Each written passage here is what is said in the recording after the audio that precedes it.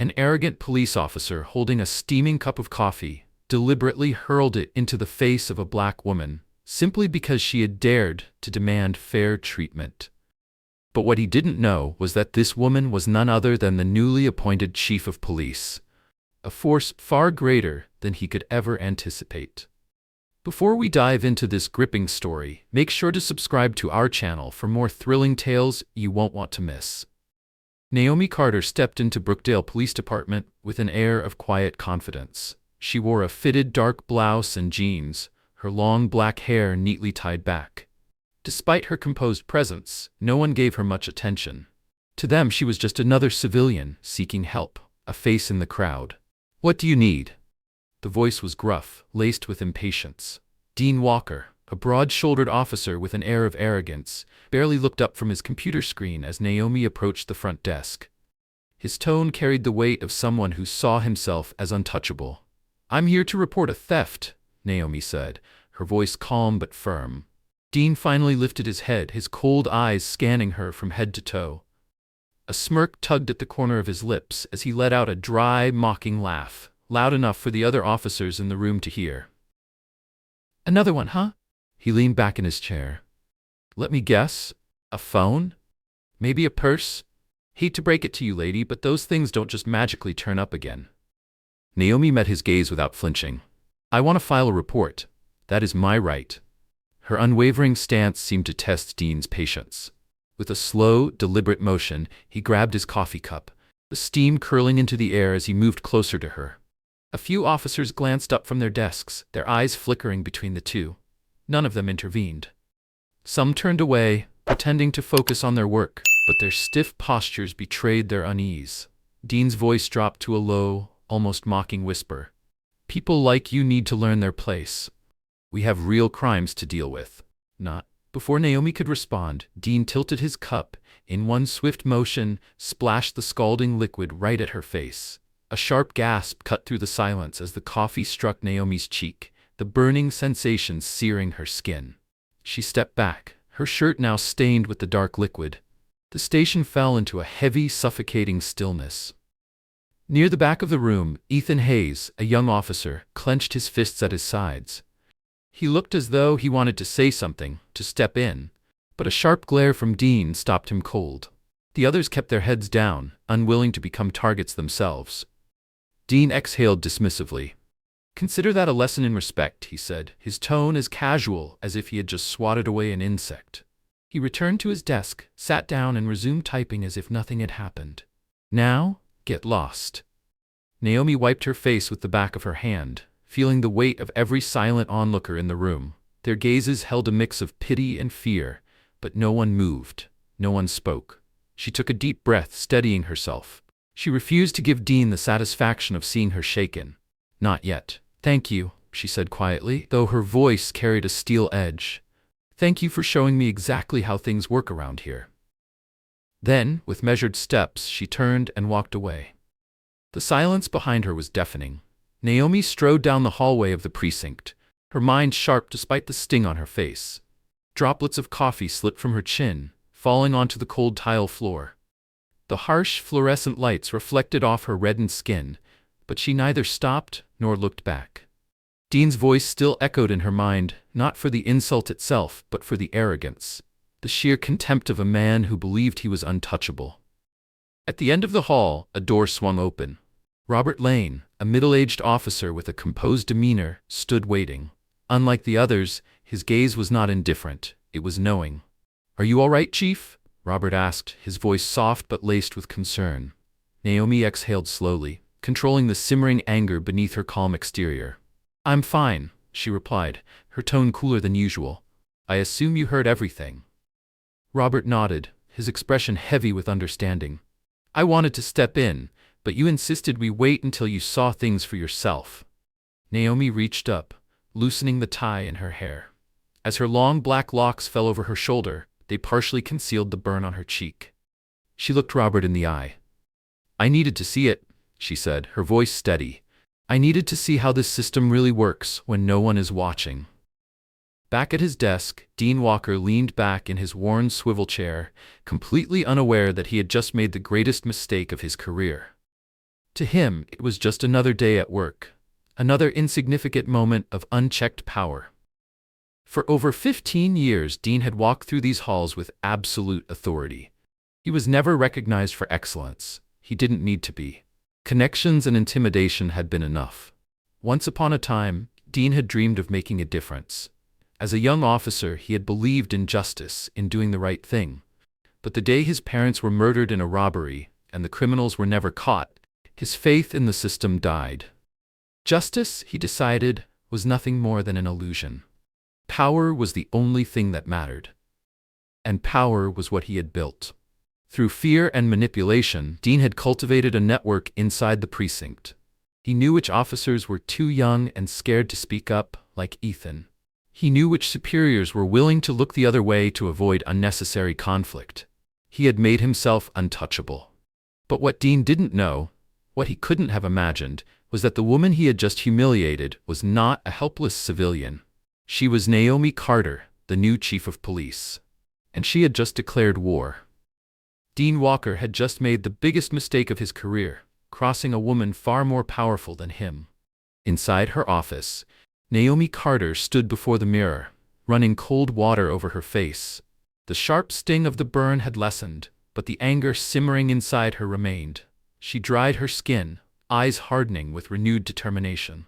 Turning toward Robert Lane, who stood silently by the door, she spoke with quiet authority. "I want every officer gathered in the briefing room, immediately."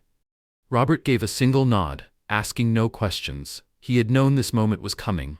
15 minutes later, the air inside the briefing room was thick with tension. One by one, officers filed in, some whispering among themselves, others casting wary glances around the room. Then, Dean Walker entered.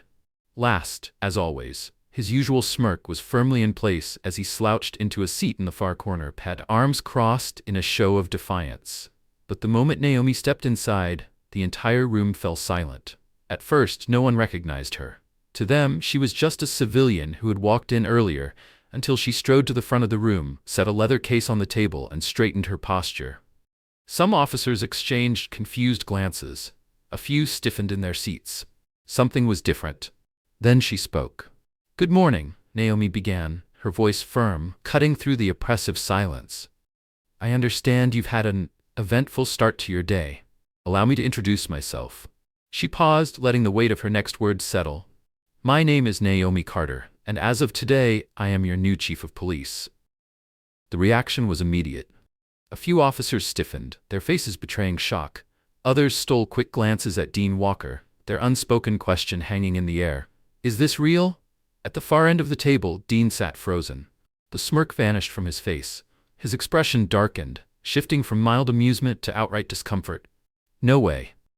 He muttered under his breath, loud enough for Naomi to hear. She turned to him, her gaze cool and authoritative. "Oh, yes, Dean Walker, and I'm very much looking forward to working with you."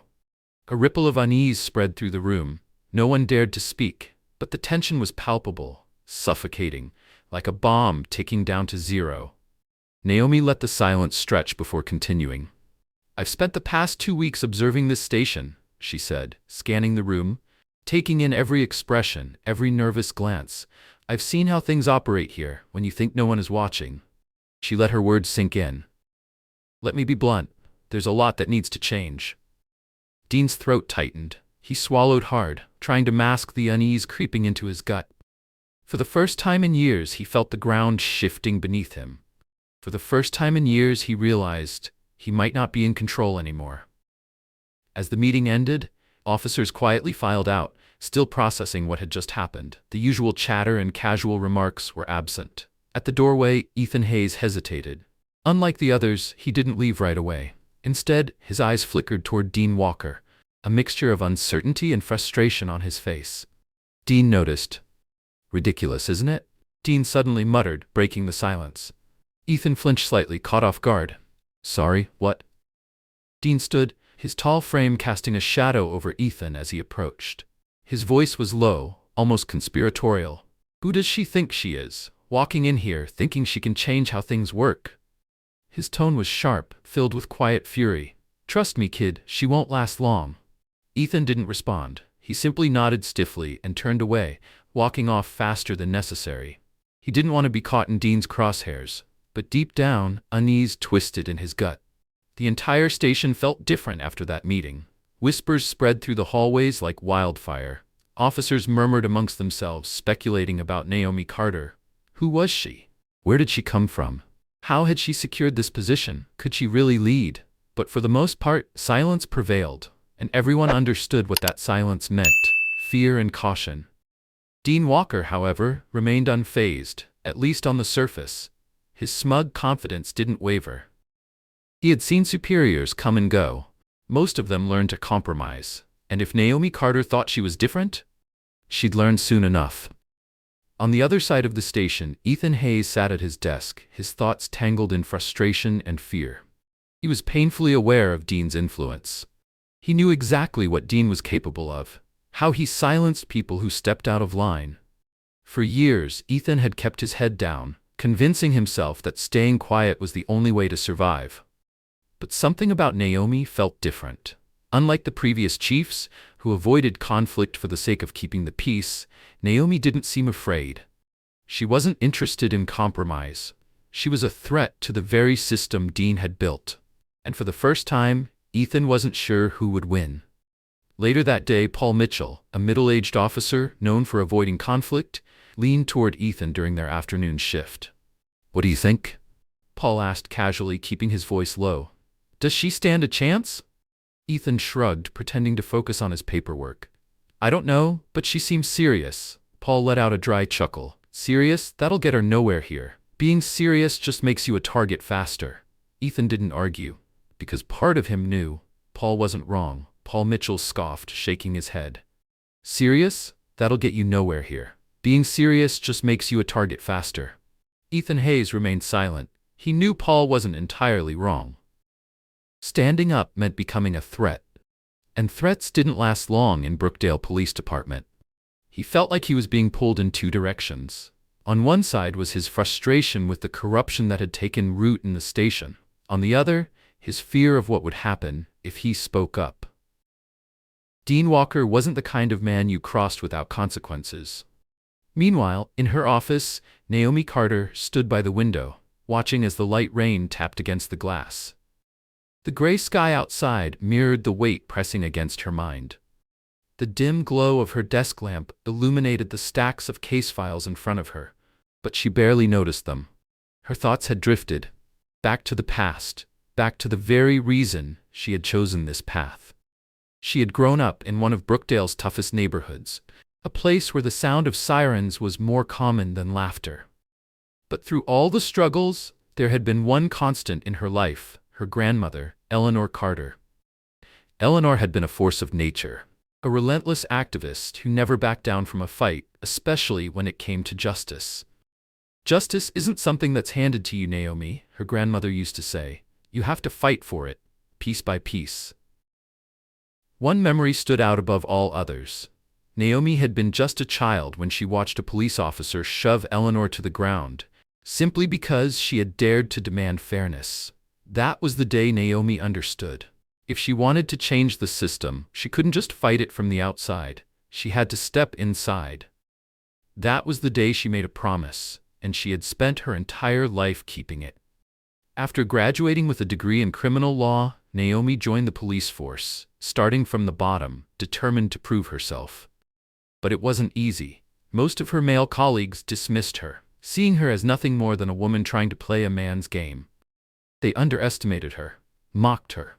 But Naomi never let it break her. She outworked them all. She stayed late, studied harder, and took on the cases no one else wanted. She didn't just survive, she thrived, and someone took notice. Victor Reynolds. A respected veteran with over 3 decades on the force, Victor had seen something in Naomi that others overlooked: intelligence, drive, integrity. He took her under his wing, teaching her everything he knew: how to handle complex cases, how to withstand pressure, and most importantly, how to hold on to her principles in a system that would try to crush them. "This profession isn't perfect, Naomi," Victor had once told her, "but if you keep a cool head and a warm heart, you'll make a difference." And under his guidance, she did. She rose quickly through the ranks, handling some of Brookdale's most high-profile cases. Her reputation grew. She was the kind of officer people could trust. But then, everything changed. It had started as a routine internal investigation, a case involving missing evidence and falsified reports. But as Naomi dug deeper, she stumbled upon a name she never expected to see. Victor Reynolds. She didn't want to believe it. She refused to. But the evidence was there, clear, undeniable. Victor had taken bribes from an organized crime syndicate to overlook crucial evidence in multiple cases. Naomi confronted him in his office, her hands shaking as she laid the files in front of him. "Tell me this isn't true," she had pleaded. "Tell me there's an explanation." But he didn't deny it. Instead, he just sighed. Tired. Defeated. "You don't understand, Naomi," he said, his voice heavy with years of exhaustion. "This system will crush you if you don't learn how to play by its rules." His words shattered something inside her. Victor had been more than a mentor. He had been family. A second father. And now, he was just another cog in the very machine she had spent her life fighting against. She had a choice to make. She could look the other way, protect the man who had once protected her, or she could do what was right. Naomi never hesitated. She reported everything. Victor Reynolds lost everything: his badge, his career, the respect he had spent years building. And Naomi? She learned the most painful lesson of her life. Integrity comes with a price, and sometimes that price is losing the people you once trusted most. Years later, when she was offered the position of chief of police, Naomi knew this was her chance. Her chance to fulfill the promise she had made to Eleanor Carter. Her chance to fix a system that had been broken for far too long. But she also knew the road ahead would be anything but smooth. Because people like Dean Walker weren't just obstacles. They were symptoms of a system that had enabled them. And Naomi wasn't just fighting against one corrupt officer. She was fighting against an entire culture of power, silence, and fear. Across the station, Dean Walker sat motionless in his office. The dim glow of the fluorescent light cast sharp shadows across his face. His hands gripped the edge of his desk, his knuckles white with tension. His eyes remained locked on the wall in front of him, a wall covered in medals and certificates. Once, those medals had meant something to him. Once, he had believed in justice. But that was a long time ago. The day his parents were murdered in a robbery and the criminals were never caught was the day Dean Walker stopped believing in anything but power. He had joined the force not to uphold justice, but to gain control. And over time, he had become something else. A tyrant. The younger officers feared him. He made sure of that. Brookdale PD wasn't a place of law and order. It was his kingdom. A place where he could do whatever he wanted, whenever he wanted. And no one had ever challenged him. Until now. Until Naomi Carter walked through those doors. Dean exhaled slowly, his grip tightening on the desk. She thinks she can change this place? She had no idea what she was up against. In the early days of his reign over Brookdale Police Department, Dean Walker had felt brief pangs of guilt. There was a time when he had questioned himself. Was he doing the right thing? But that hesitation faded quickly.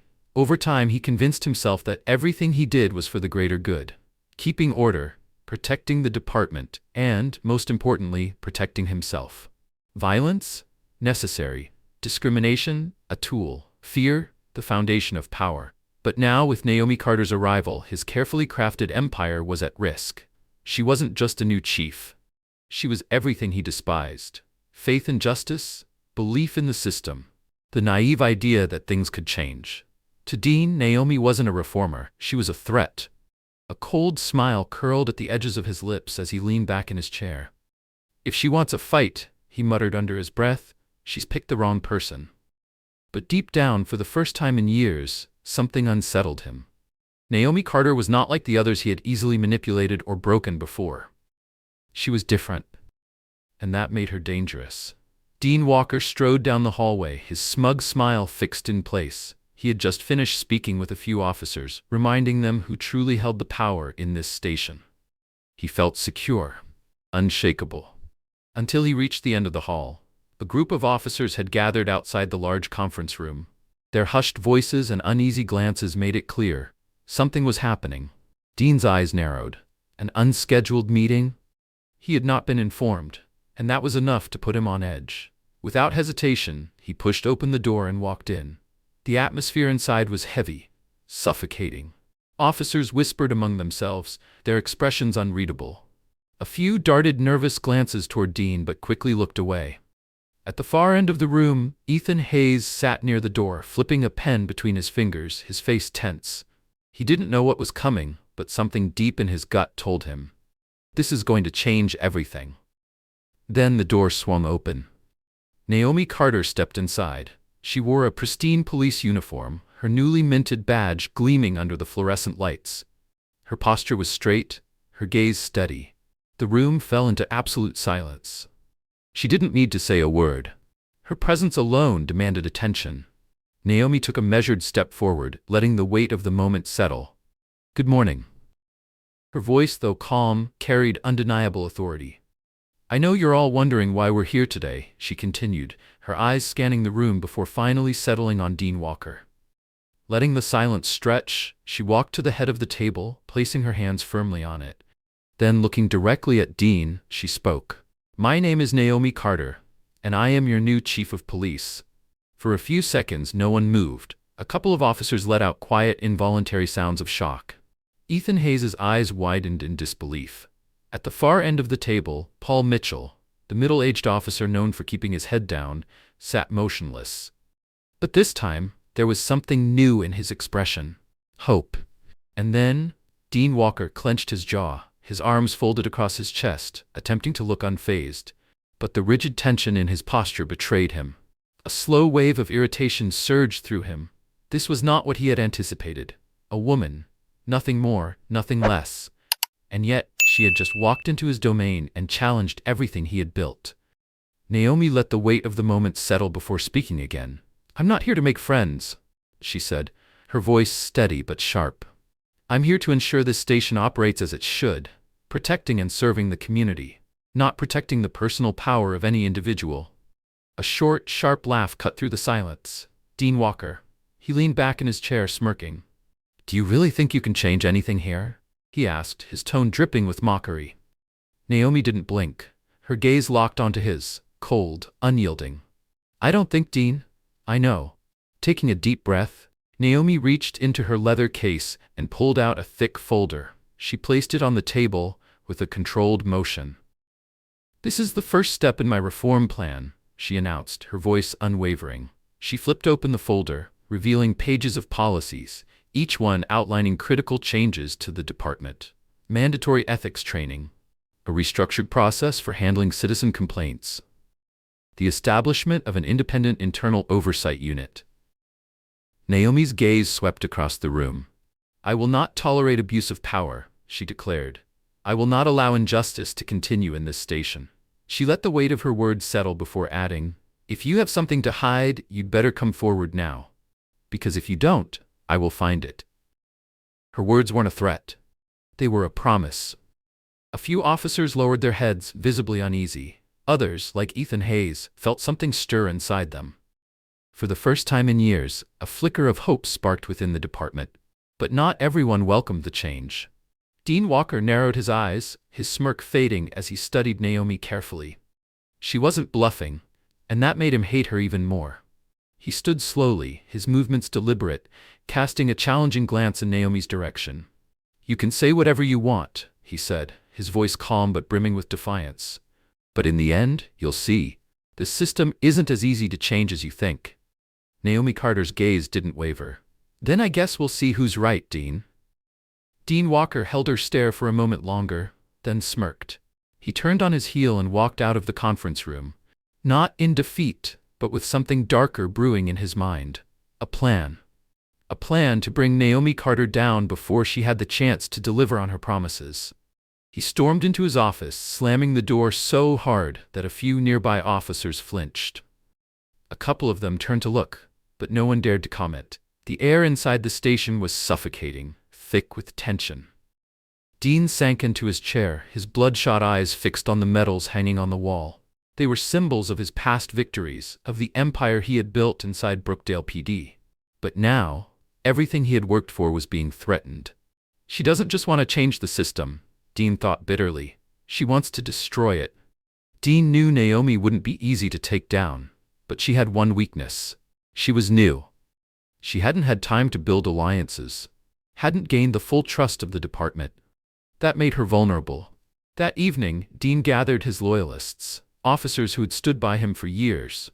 Some because they owed him, others because they feared him. They met in a dimly lit backroom of the station, away from prying eyes. Dean's voice was low, authoritative. "She's not here to help this department. She's here to turn us into pawns in her so-called reform." His gaze swept over the group. "Tell me, who here hasn't made mistakes? If she starts digging, none of us will walk away clean." A silence stretched between them. Paul Mitchell, usually quiet, hesitated before speaking. "But what if this is a chance to start fresh? She's not targeting anyone." Dean snapped his gaze toward Paul, his voice dropping to a menacing whisper. "Do you believe that?" His eyes darkened. "Do you really think she's here to give second chances?" He let the words sink in. "Trust me, when she needs a scapegoat, it'll be us. Every single one of us." Doubt flickered in Paul's eyes, but he said nothing more. The others remained silent, not because they fully trusted Dean, but because fear was stronger than doubt. And fear was all Dean needed. The next morning, Dean put his plan into motion. He seized every opportunity to undermine Naomi's authority, subtly twisting conversations with colleagues. "She doesn't understand how this place really works," he told a small group of officers during a break. "She thinks a few policies and a fancy speech can change everything? She's naive." Some nodded in agreement, others remained silent, but silence, Dean knew, could be just as powerful as words. But whispers alone wouldn't be enough. Dean needed bigger players, so he made a call. Richard Monroe was a powerful name in the city.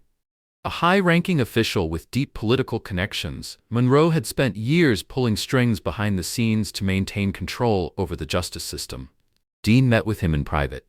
"If she takes me down," Dean argued, "she won't stop there. Everything we've built will collapse." Monroe studied him, his expression unreadable. Then, after a long pause, he leaned back and said, "I'll help you." But his voice carried a warning. "You're just a pawn in this game, Walker. Don't disappoint me." Dean nodded, keeping his emotions in check. He knew he was entering dangerous territory, but he also knew he was willing to risk everything to maintain his power. With Monroe's backing, the real attack began. Dean fed stories to local reporters, the kind eager for a scandal, eager to tear down a leader before they even had a chance to rise.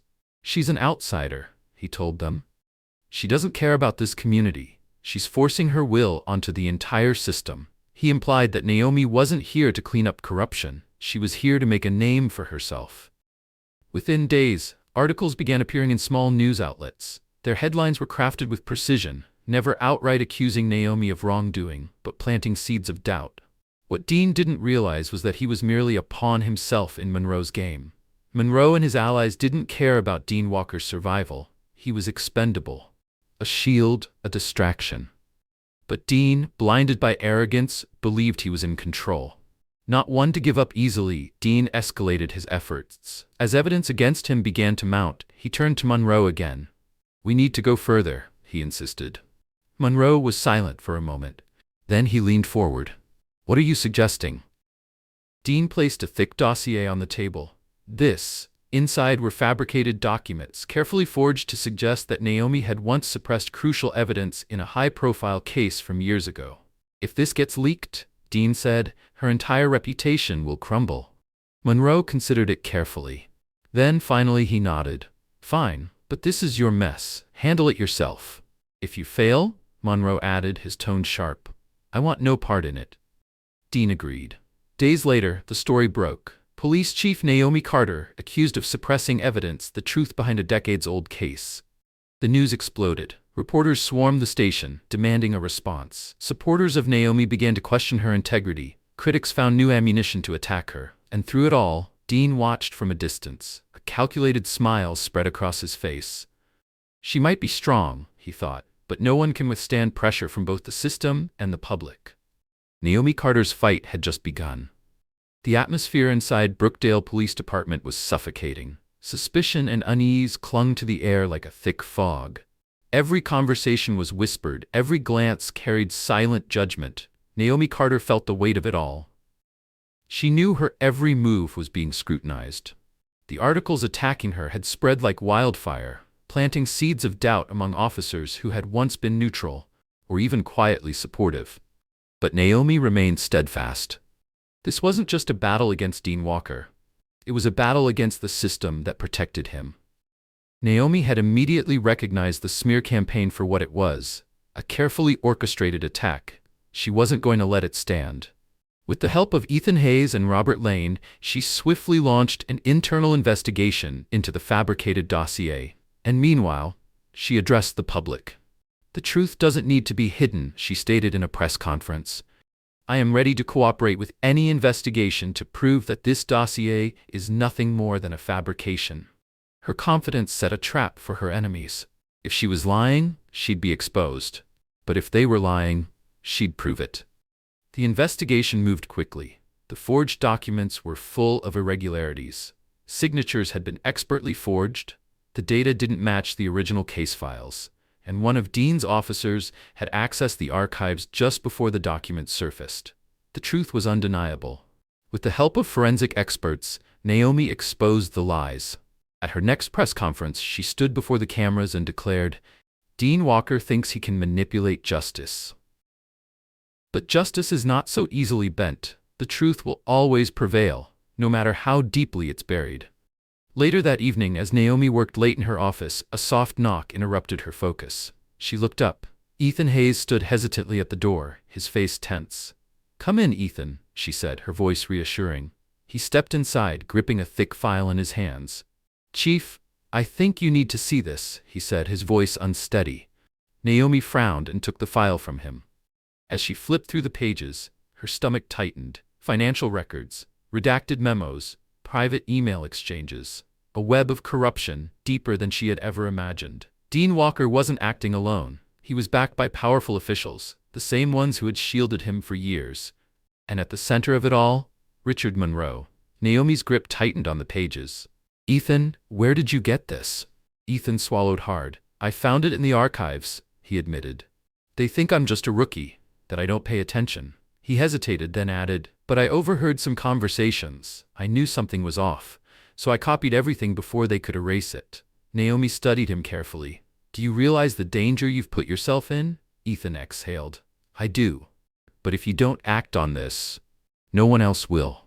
For a long moment, Naomi said nothing. Then she nodded. This was the moment she had been waiting for. A glimmer of hope in the darkness of betrayal and corruption. Naomi spent the entire night analyzing the documents, and the truth that emerged was horrifying. Bribes exchanged to cover up misconduct, wrongful arrests orchestrated to protect criminals, a coordinated effort to silence honest officers. And Richard Monroe wasn't just protecting Dean Walker. He was using him. Dean was nothing more than a pawn, a disposable enforcer Monroe had kept in power to do his dirty work. Naomi felt her anger simmering, but she knew she had to be smart. This wasn't about taking down one corrupt officer. This was about dismantling an entire system of silence and complicity. The next day, Ethan Hayes noticed something strange. Colleagues he had never spoken to before watched him from a distance. Some asked him unusual questions, their voices laced with curiosity, or something more dangerous. And then that night, a black car was waiting for him. Ethan's heart pounded as he stepped out of the station. The car sat idling at the street corner, its headlights casting an eerie glow. He quickened his pace. As he reached his car, a voice emerged from the shadows. "Be careful, Hayes. You don't know who you're messing with." Ethan spun around, but the car peeled away before he could see who had spoken. Cold sweat dripped down his temple. He had been warned. Naomi knew she couldn't keep these findings secret for long. She called an emergency meeting with Robert Lane and a few trusted officers. She laid the files on the table. "This is bigger than we thought," she said, her voice steady but firm. "We're not just dealing with one corrupt cop. We're dealing with an entire network." Robert's expression darkened. "Do you have a plan?" he asked. Naomi took a breath. "We need to go public," she said. "But not yet. We need more evidence." Because when they struck, they had to strike so hard that no one could cover it up. The next morning, as Naomi walked into the station, she immediately felt the shift. Every pair of eyes turned toward her. Not with respect, not with deference, but with curiosity and fear. They knew something was coming. And Naomi Carter was ready. The usual respect Naomi Carter received inside Brookdale Police Department was gone.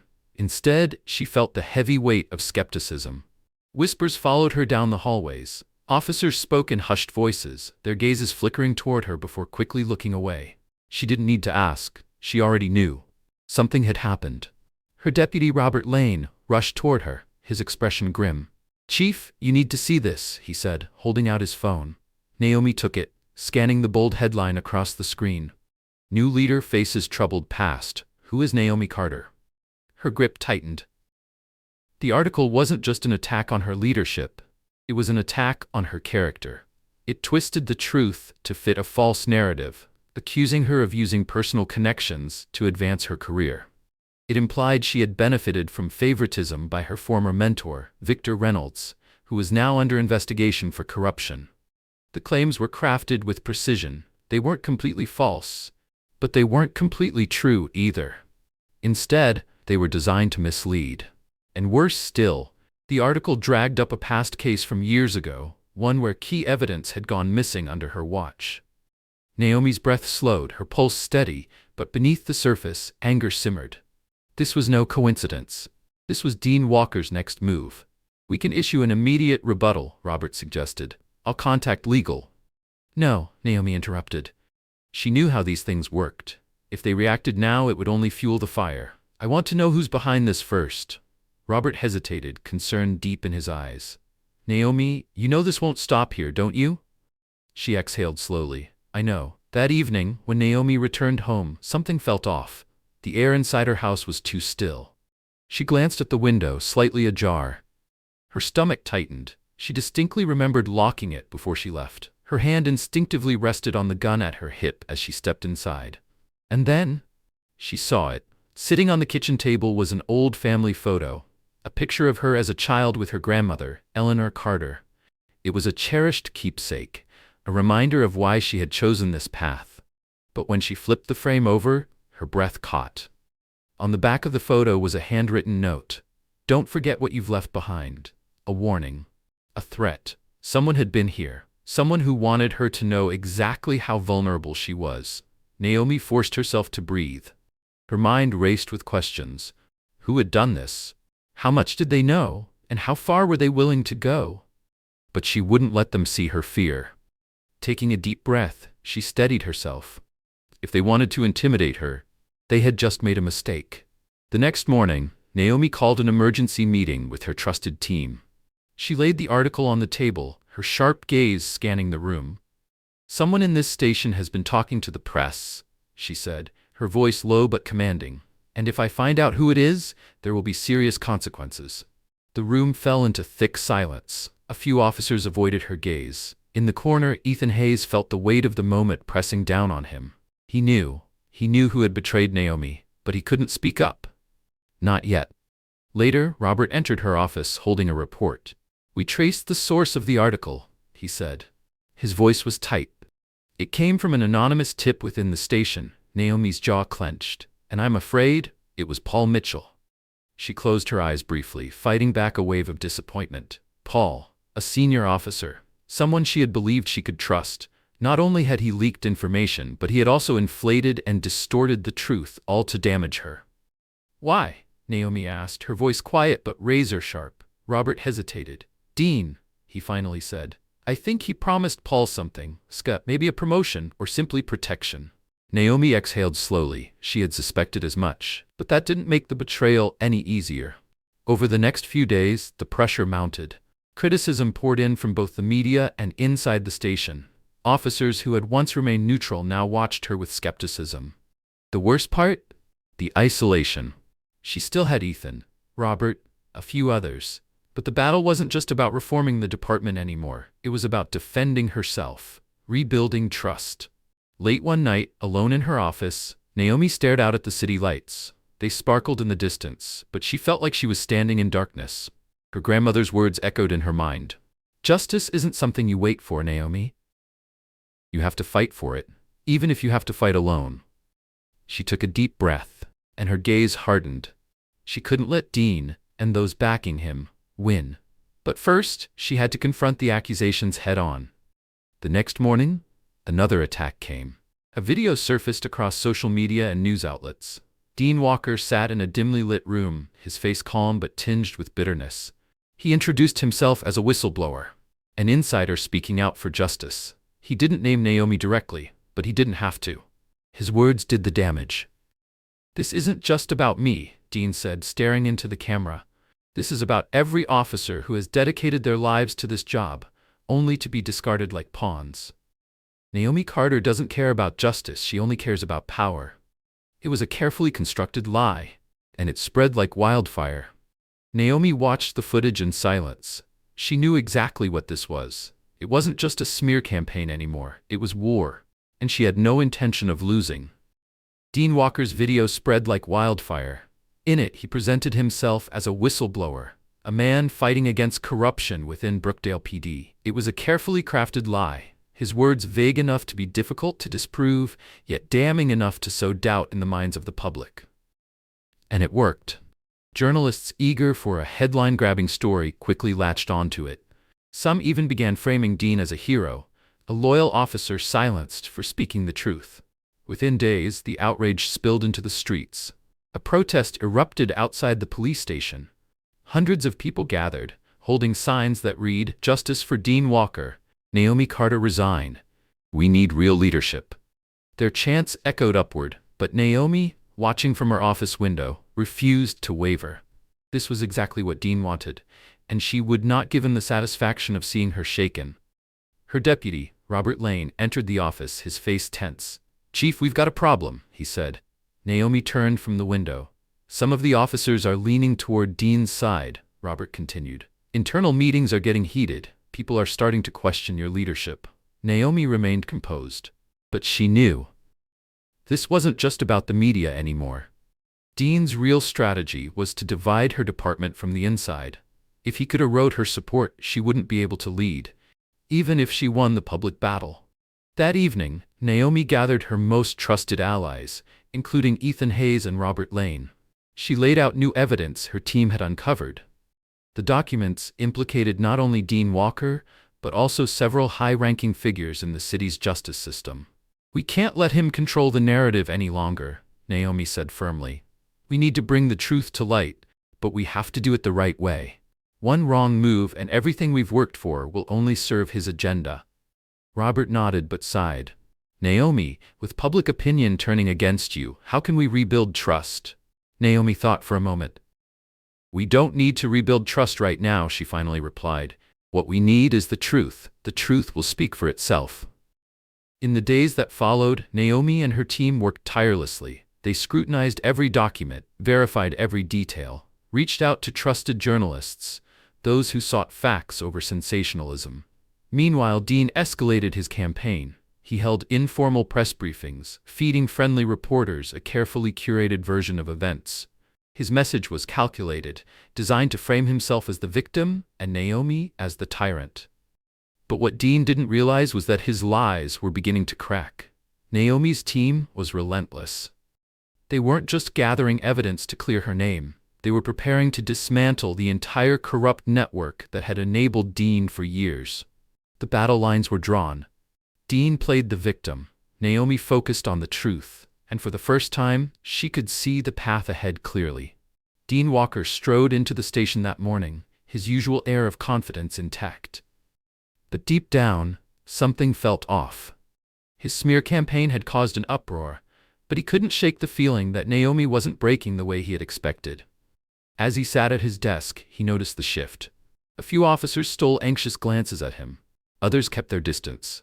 The usual sense of control he wielded so effortlessly felt weaker. But Dean refused to accept it. "Just one more move," he thought. "One more, and she won't be able to touch me."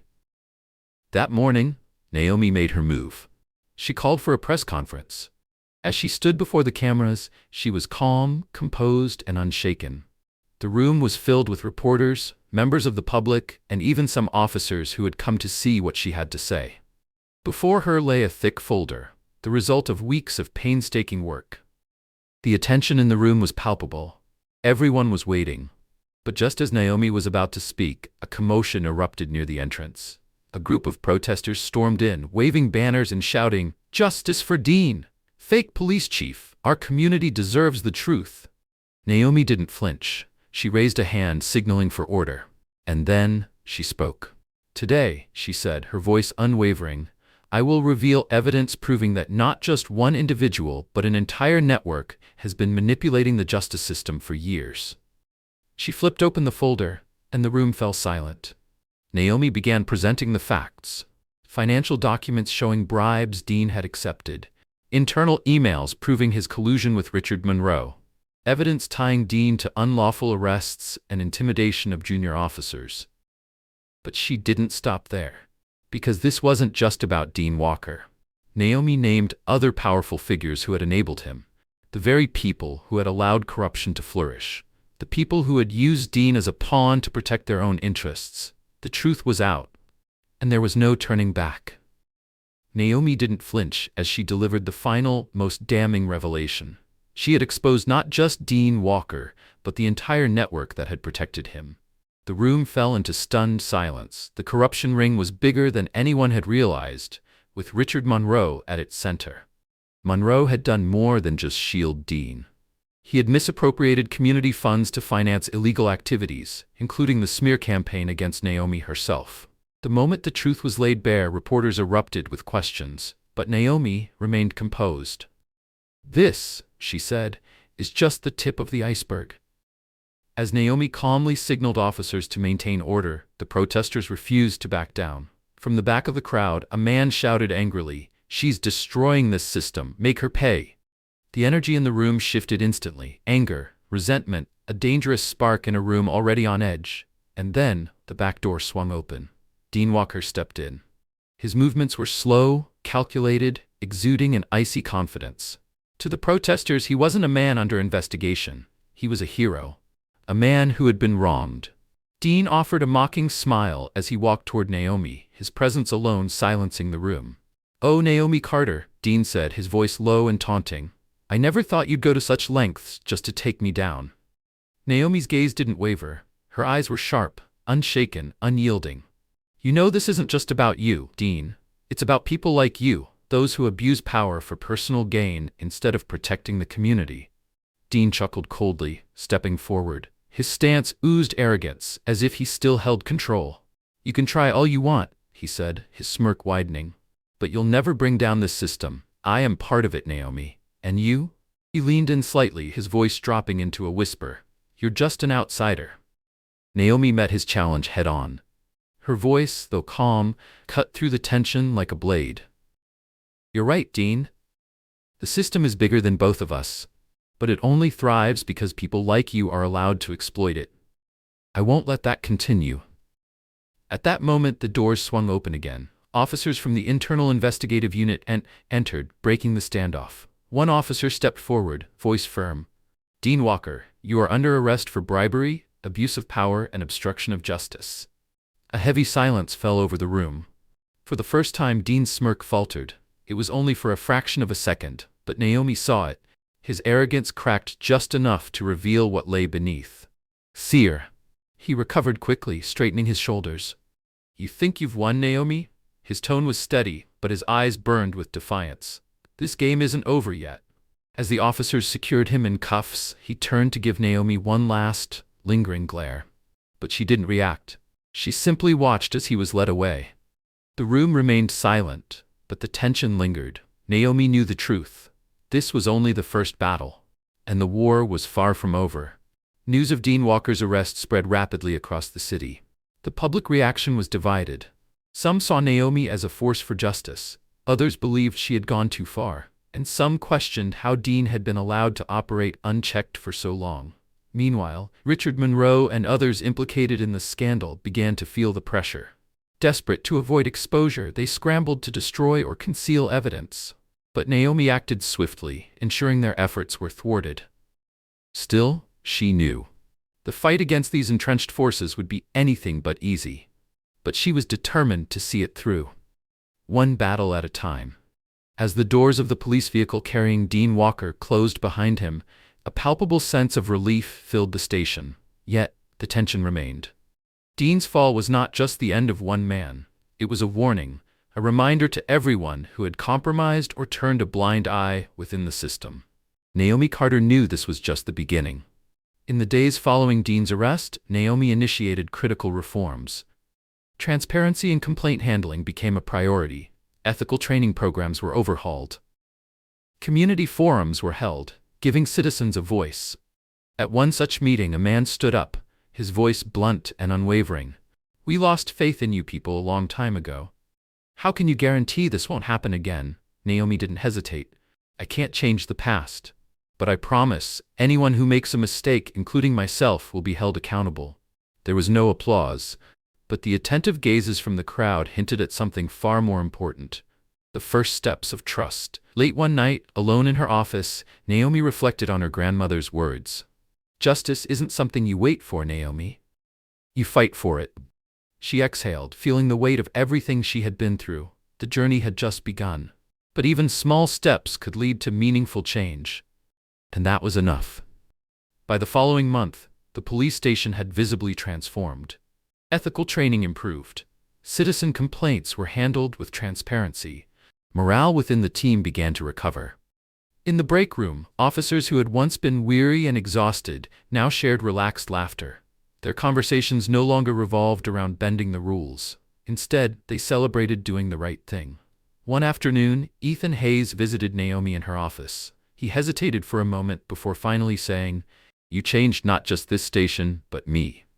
I used to think I was just a cog in a machine, but now I realize every action matters. Thank you for not giving up, even when I didn't dare to stand by you." Naomi smiled, pride shining in her eyes. "I didn't do this alone, Ethan. Everyone here, including you, is part of this change. This is our collective effort." Naomi Carter hadn't fought this battle alone. She looked across the room at Ethan Hayes, whose journey had transformed from silent observer to act force for justice. At Robert Lane, her steadfast deputy, who had stood by her side through every storm. At the officers who had once doubted her, now standing with her. "This isn't just my victory," she thought. "It belongs to all of us." At a community meeting, a woman stood up. Naomi recognized her. It was Margaret, one of her harshest critics in the early days of her leadership. But this time, Margaret's expression was different. "I wasn't sure I believed in you when you started," she admitted. "But now, I see the difference. Thank you for facing what others avoided." Naomi nodded gratefully. She knew there was still work to be done, but this was a start. During the station's final meeting before the holiday break, Naomi stood before her officers. The room was a mix of seasoned veterans and fresh recruits. Taking a deep breath, she began. "We've endured tough times, not just external challenges, but struggles within ourselves. What we've accomplished isn't just about fixing a broken system. It's about rebuilding trust. We're doing this not just for ourselves, but for the community that has entrusted us with their protection." She paused, letting her words sink in. Her voice softened. "Justice isn't a destination, it's a journey. A journey that requires people like us to keep striving. We will make mistakes, but what matters is how we face them and how we make amends. Remember, our mission isn't just to enforce the law, it's to be the embodiment of trust." The room was silent as her words settled in. And then, one by one, the officers nodded. A spark of newfound resolve glowed in their eyes. As Naomi gathered her papers, the door creaked open. Standing there was Margaret. "Chief Carter," she said hesitantly, her voice softer than before. Naomi gestured for her to sit. Margaret hesitated, gripping her handbag tightly. Then she took a deep breath. "I thought you were just another leader pretending to care. I didn't think you truly cared about us." She swallowed hard. "But I was wrong. You didn't just help this community, you helped my son avoid a terrible mistake. And you helped me see that not everyone in this station is bad." Naomi listened silently, her expression softening. "That means a lot to me," she finally said. "I'm just doing my job. But I promise, this community will not be let down again." Before leaving, Margaret clasped Naomi's hand tightly. Her eyes were glistening. "Don't stop, Chief Carter, we need you." As Margaret left, another figure appeared in the doorway. Paul Mitchell. The officer who had once betrayed Naomi, who had been part of Dean's scheme. He hesitated before stepping inside. His voice was halting, uncertain. "Chief, I know I was wrong. I have no excuse. But I want to be part of the change you're making. I want to fix what I broke. Naomi studied him for a long moment. Then she replied, her voice firm but not unkind. Actions speak louder than words, Paul. If you truly want to change, you'll get the chance. But I need your commitment. Paul nodded, his eyes filled with determination. I'm committed. Thank you for not turning your back on me. The room fell silent, not with fear or doubt, but with the quiet consensus of trust being rebuilt. That night, Naomi stood alone by her office window. The city lights blended into a vibrant mosaic outside.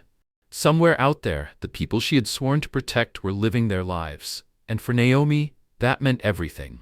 Her grandmother's words echoed in her mind. Justice isn't the end, it's a journey. She knew her journey wasn't over. It had only just begun. As she reflected, a question rose in her mind. If not me, then who? Thinking of those who had begun to trust her, her team, her community, Naomi felt a deep resolve. Justice wasn't just about leaders. It was about every individual willing to fight for it, even in small ways. Would you stand up or remain silent? Would you be willing to be part of the change, even with a small act? Share your thoughts in the comments. Let's start a conversation about justice. If this story inspired you, don't forget to like, share, and subscribe. Together, we can make a difference. And it all starts with us. Naomi Carter's journey is a testament to the power of perseverance, integrity, and courage. Her story isn't just about fighting corruption. It's about the enduring fight for trust, justice, and change. Because in the end, justice isn't something you wait for. You fight for it. And when enough people fight together, change becomes unstoppable.